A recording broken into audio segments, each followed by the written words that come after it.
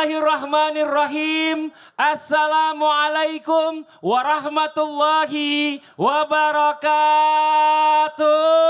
Waalaikumsalam warahmatullahi wabarakatuh. Jamaah. Oh jamaah.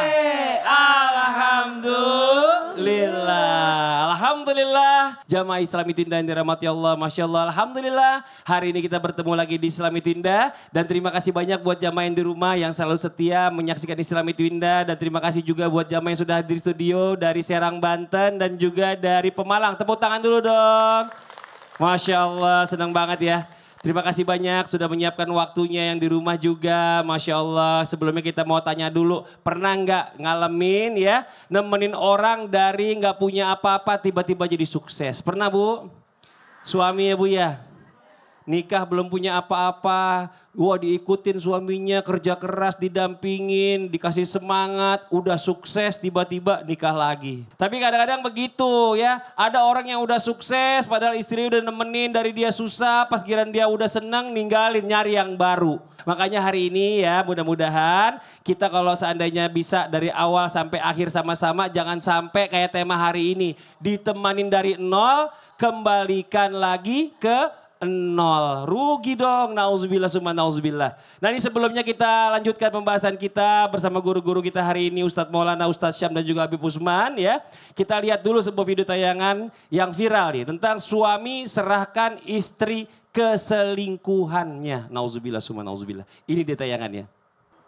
Nauzubillah summa nauzubillah, sedih banget ya. Itu namanya bijaksana. Iya, tapi kan kayak gini nih, banyak orang yang mungkin ya dari pasangannya ya, yang awal-awalnya mungkin setia dari nol pada saat suami atau mungkin istri pasangannya tuh sukses malah diselingkuhkan atau mungkin malah ditinggalkan. Nauzubillah, nauzubillah, summa nauzubillah. Bagaimana caranya nih Ustadz Maulana ya, agar pasangan bisa setia sehingga kesuksesan ini yang diraih ini mendapatkan keberkahan dari Allah, nggak sia-sia. Mohon izin penjelasannya guru kita Ustadz Maulana. Tepuk tangan buat Ustadz Maulana. Izin Habib dan Ustaz Sam. Bismillahirrahmanirrahim. Kepada semuanya jamaah dimanapun berada. Jangan pernah kita menyia-nyiakan pasangan. Apalagi pasangan yang menemani kita dari nol. Lalu kita sukses. Terus kita tinggalin. Ya Allah. Dengerin baik-baik. Pertanyaannya bagus sih Mas Padli. Gimana caranya supaya bisa setia? Ada 5 sebenarnya. Ada 5. Yang pertama, jalani rumah tangga dengan iman dan takwa.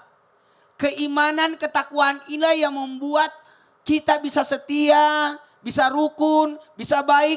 Karena menjadikan pernikahan ini, rumah tangga ini adalah ibadah. Jalan untuk mendekatkan diri kita kepada Allah. Tidak melihat pasangan kita, tapi melihat ini adalah perintah Allah. Yang kedua, mohon maaf, yang namanya pernikahan itu butuh komunikasi. 1, 2, 3. Komunikasi. Coba diulang. Komunikasi. Sekali lagi. Komunikasi. Komunikasi. Komunikasi. Komunikasi. Ngomong. Kenapa ada bertengkar? Karena itu komunikasinya. Supaya kau tahu apa perasaannya. Gimana mengungkapkan perasaan. Marahnya seorang suami itu adalah bentuk tanggung jawab. Marahnya seorang istri adalah bentuk kasih sayang. Makanya intinya komunikasi aja. Yang ketiga. Mau tahu nggak yang ketiga? Mau tahu? Mau. Kendalikan diri. Ada cewek. Kalau ada yang kau tertarik padanya, balik ke rumahmu. Apa yang dimiliki wanita cantik itu ada di istrimu. Itu aja.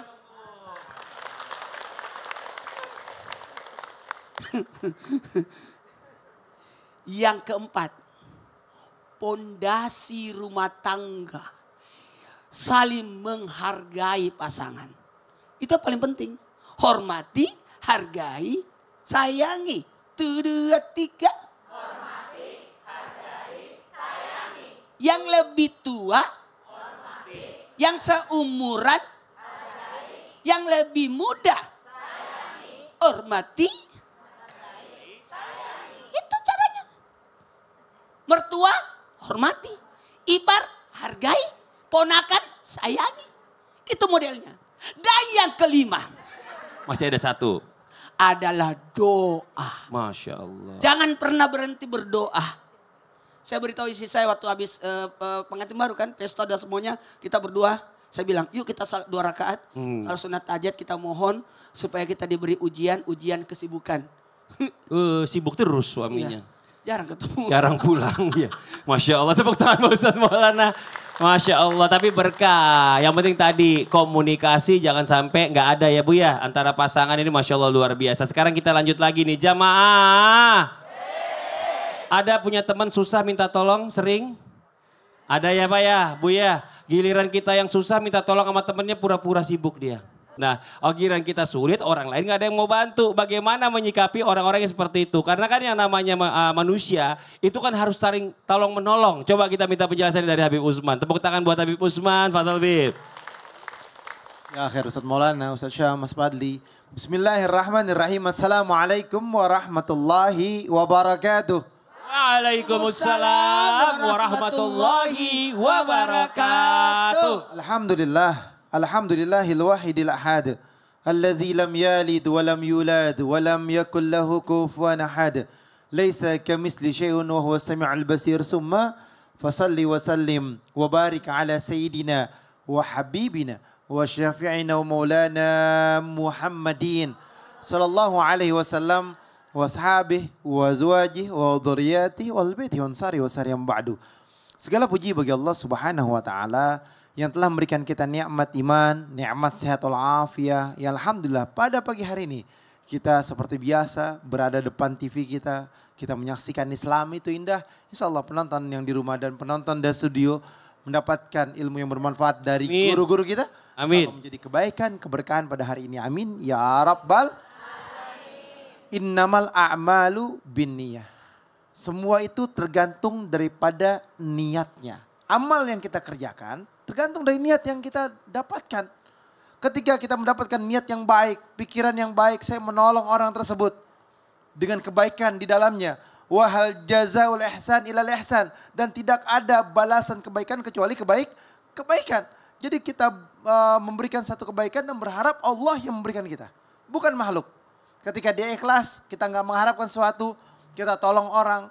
Misalkan kita tolong si fulan min fulan, kita tolong dia, kita bantu dia, dia sukses, dia berhasil.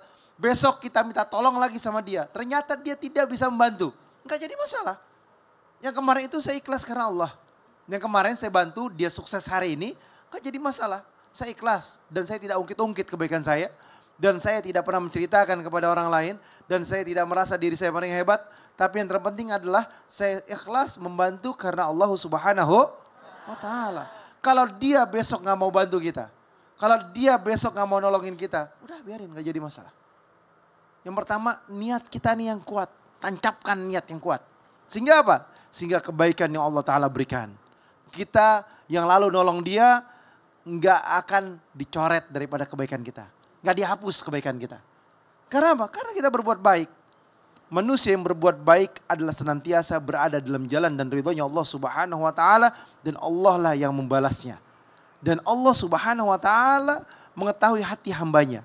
Oleh karena itu, ingat bagi mereka yang sudah ditolong, tahu diri. Yang udah ditolong tahu diri. Kenapa harus dia tahu diri? Karena kebaikan yang dilakukan oleh temanmu, saudaramu atau siapapun harus engkau hargai, engkau hormati, engkau sayangi dan engkau bisa menikmati itu semua karena dia. Dan itu merupakan perantara dia tersebut. Tapi Allah lah yang memberikannya. Dengerin tuh nasihat Habib. Kenapa saya? Tahu diri kalau sudah dibantu. Siapa yang dibantu? Yang nonton. Oh yang nonton, Masya Allah. Makasih banyak Bib, tepuk tangan buat Habib. Masya Allah, luar biasa ini dia ya. Mungkin banyak ada istilah peribahasa zaman dulu kacang lupa kulit ya Bu ya.